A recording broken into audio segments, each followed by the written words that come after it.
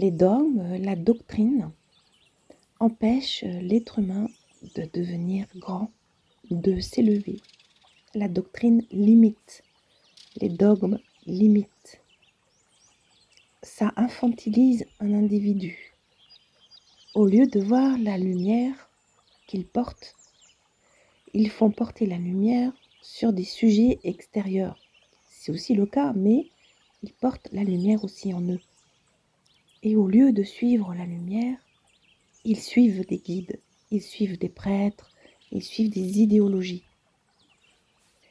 Et au lieu de sonder leur corps, de sonder leur conscience, de sonder ce qu'ils sont, eh bien, ils suivent des prières dictées.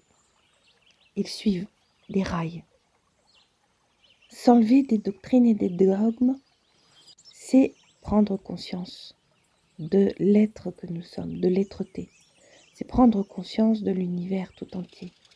C'est prendre conscience que nous ne sommes pas seuls.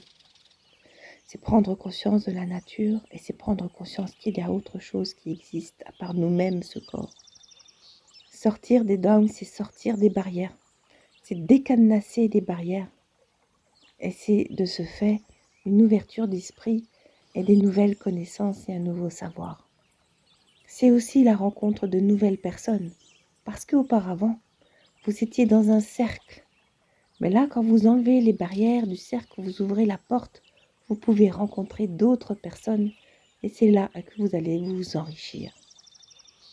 Le jour où on quittera les dogmes et la religion, la doctrine, les cercles en fait, une fois qu'on quittera les cercles, nous serons reconnectés à la terre, nous serons reconnectés à nos vraies croyances, parce que nous sommes uniques.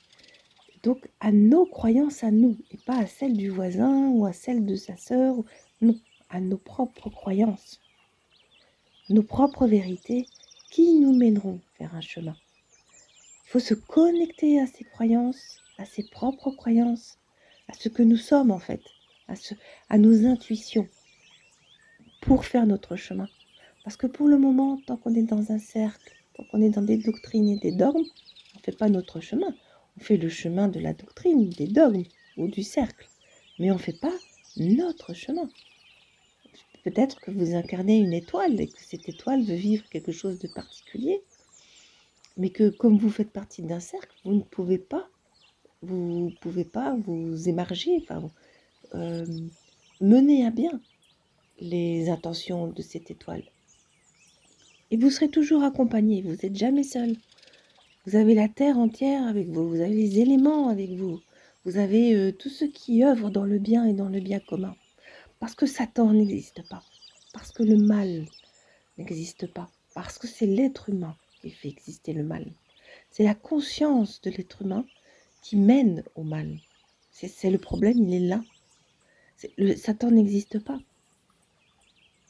Et c'est ça le problème, c'est que toutes ces idéologies ont fait croire à ça. On a fait croire que l'homme n'avait pas de conscience, que c'était des consciences extérieures. Non, nous avons pleine conscience du mal et du bien. Nous avons pleine conscience de nos causalités et de nos émotions, de ce qu'on peut causer comme émotion à son prochain. Nous avons cette capacité-là.